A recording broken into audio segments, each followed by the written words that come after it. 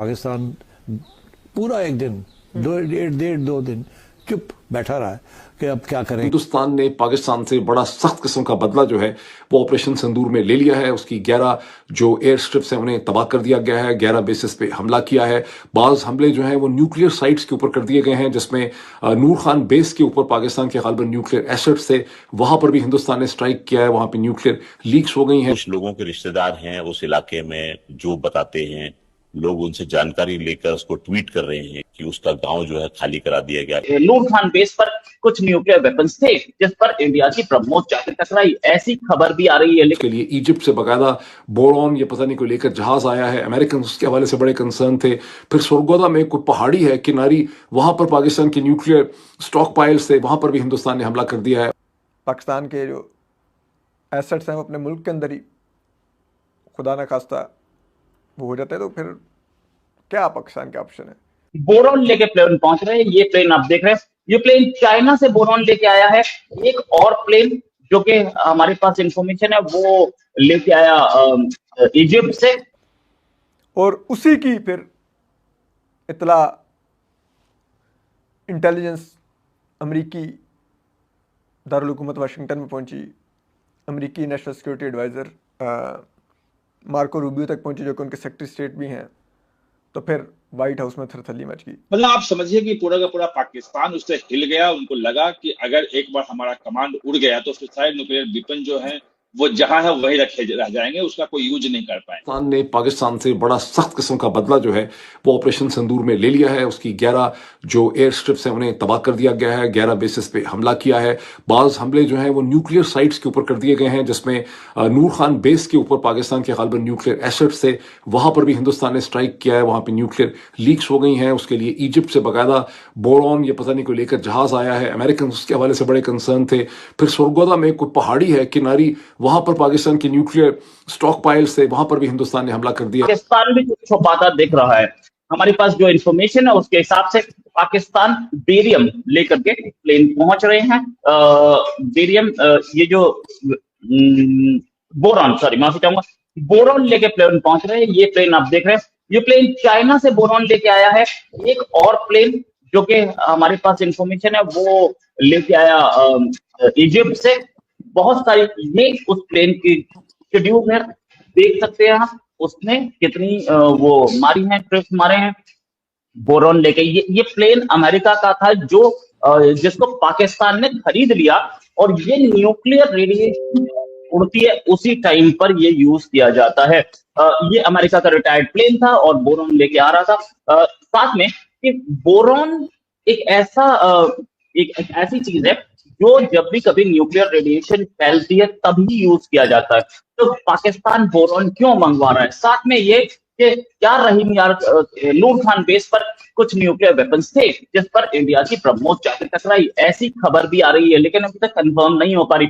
मेरे साथ है नीलू रंजन जो कि पॉलिटिकल एडिटर दैनिक जागरण, साथ में लेविना जी जो कि अपना एक न्यूज आउटलेट चलाती हैं, रेजोनेंट न्यूज। नीलू रंजन ने आज सुबह फ्रंट पेज हेडलाइन छापी है कि क्या पाकिस्तान के न्यूक्लियर एसेट्स पे हमला हुआ। न्यूक्लियर एसेट्स पे मतलब न्यूक्लियर कमांड सेंटर के आसपास कहीं हमला हुआ है। मैं सबसे पहले नीलू रंजन जी से ही बात करूंगा। नीलू जी बहुत बहुत स्वागत आपका हमारे शो में। नीलू जी, क्या पाकिस्तान के न्यूक्लियर कमांड पे हमला हुआ या उसके आसपास कहीं हमला हुआ? नहीं, उसके आसपास हुआ है। भारत ने ये दिखाया है, और खासतौर पर ब्रह्मोस से हुआ है। नूर खान एयरबेस जो है वो सभी जानते हैं कि उनका न्यूक्लियर कमांड वहीं पे है, और जितने भी उनके ड्रोन उड़ते हैं, जहाज हैं, वो सब का एरोनॉटिक्स का कमांड भी वहीं पे है। तो ये सबको पता है। पास में ही मिलिट्री की पूरी रावलपिंडी की छावनी है, जो वहां के मुनीर है, जनरल मुनीर, वो वहीं जाते हैं। पूरा का पूरा रावलपिंडी जो है, पिंडी पूरा आप जानते हैं सेना का है। और वहां पे जिस ढंग से ब्रह्मोस गिरा, वो एक खतरा हो गया कि अगर भारत चाहे तो उनका न्यूक्लियर कमांड सेंटर भी उड़ा सकता है।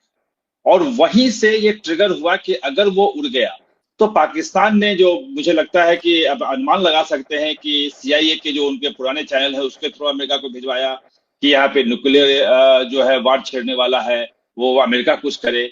मतलब आप समझिए कि पूरा का पूरा पाकिस्तान उससे हिल गया। उनको लगा कि अगर एक बार हमारा कमांड उड़ गया तो फिर सारे न्यूक्लियर वेपन जो है वो जहां है वही रखे रह जाएंगे, उसका कोई यूज नहीं कर पाएंगे। तो ये तो बिल्कुल सच है नूर खां जो है एयरबेस पे हमला हुआ है, पाकिस्तान खुद स्वीकार कर रहा है। उसके पास जो है वो बिल्कुल सटा हुआ उसी कैंपस में ही वो उनका न्यूक्लियर कमांड सेंटर है, ये सब जानते हैं। जब ये ओपन चीजें हैं तो जो अचानक सुबह में 8 बजे के आसपास वहां पे हमला होता है सुबह सुबह, और दोपहर में बातचीत शुरू हो जाती है, 12 साढ़े 12 बजे फोन आ जाता है उसके डीजीएमओ का, और 3:30 बजे बातचीत हो जाती है, 5 बजे ट्रंप जो है वो घोषित कर देते हैं कि दोनों के बीच हो गया, सीज फायर हो रहा है। तो अचानक जो 7-8 घंटे में चीजें चेंज हुई है, वो जो चेंज हुई है वो उसी कारण से हुई है। और ये जितने सिक्योरिटी एजेंसीज के हैं लोग, ये इस बात को कंफर्म कर रहे हैं। सवाल यह है कि कोई खुल के बोल नहीं सकता, क्योंकि न्यूक्लियर का मामला जो है बहुत संवेदनशील मामला होता है, और भारत भी नहीं चाहता है कि कहीं से भी न्यूक्लियर फैसिलिटीज पे सीधे हमला किया जाए, क्योंकि फिर वो हो जाएगा कि आपने जो है न्यूक्लियर का इस्तेमाल कर लिया, मानवता के खिलाफ आपने अपराध किया। तो भारत भी इसमें नहीं बोल रहा है, पाकिस्तान भी नहीं बोल रहा है। लेकिन जिस ढंग से ये सीज फायर हुआ है, आनन फानन में हुआ, तत्काल हुआ है, मतलब सुबह 8 बजे, हर दिन 2 दिन तो आपने चला लिया ड्रोन और मिसाइल सब कुछ, और अचानक जो उस दिन हुआ है नूर खां एयरबेस पे जो हमला हुआ, उसके बाद जो हुआ है, तो ये पूरा का पूरा कंफर्म समझिए कि वो न्यूक्लियर जो उनका जो कमांड सेंटर है वहां पहुंच गए थे, और अगर चाहते तो वहां भी ये मार सकते थे। तो ये जो उनका मतलब भारत का जो सिग्नल था कि कोई भी चीज ना उनका न्यूक्लियर एसेट सुरक्षित है, ना उनके एयरबेस सुरक्षित है, और कहीं कुछ भी ना उनका जो आतंकियों के जो हेडक्वार्टर्स हैं वो सुरक्षित हैं। भारत पूरे पाकिस्तान में जिस जगह चाहे उस जगह बिल्कुल सटीक मार सकता है। ये जो चीज जब गई तो फिर वो पाकिस्तान जो है वो लगा कि अब तो खत्म हो जाएंगे।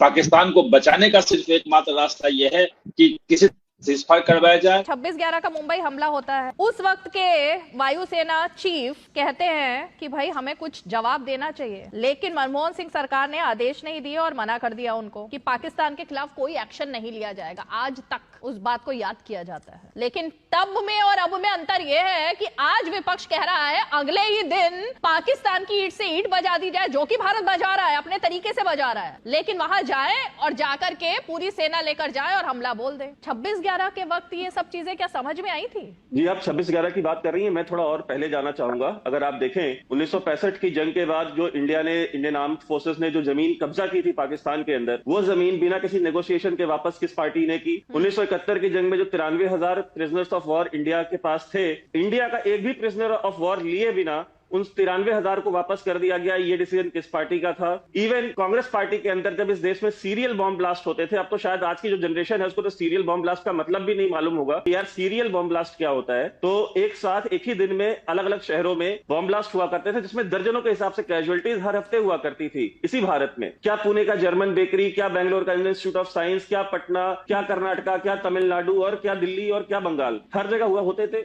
उसके खिलाफ कांग्रेस ने क्या कार्रवाई की? कुछ नहीं। अब आ जाता है 26/11 पे। आप 26/11 पे कार्रवाई की बात कर रही हैं एयरफोर्स चीफ के। उसके बाद पाकिस्तान से हिसाब मांगने के बजाय कि पाकिस्तान हिसाब दे कि उसने क्या कार्रवाई की है इन के खिलाफ, तैयबा के खिलाफ, के खिलाफ, हाफिज सईद के खिलाफ, लखवी के खिलाफ, उन्होंने जाकर के शर्मल शेख में प्रधानमंत्री जी मनमोहन सिंह मान आए कि हम पाकिस्तान के अंदर कर रहे हैं बलूचिस्तान में। मिस्र के शर्मल शेख में साइन करके डॉक्यूमेंट चले आए कि हम भारत पाकिस्तान में बात करता है। तो ये सारी वो चीजें ना जो इतिहास में रिकॉर्ड का हिस्सा है। जवाद साहब बातें कर रहे हैं, ठीक है, मेरा जवाद साहब से कोई इख्तलाफ नहीं, जवाद साहब अपने विचारधारा रखने के स्वतंत्र हैं, लेकिन जो ऐतिहासिक तथ्य हैं, जो हिस्टोरिकल फैक्ट्स हैं, उनसे आप मुंह नहीं बोल सकते। मनमोहन साहब ने क्या कागज पे साइन नहीं किए? वो कागज के आज रिकॉर्ड का हिस्सा नहीं है। और जहां तक आज की बात है, देखिए भारत ने अपना गियर शिफ्ट किया है।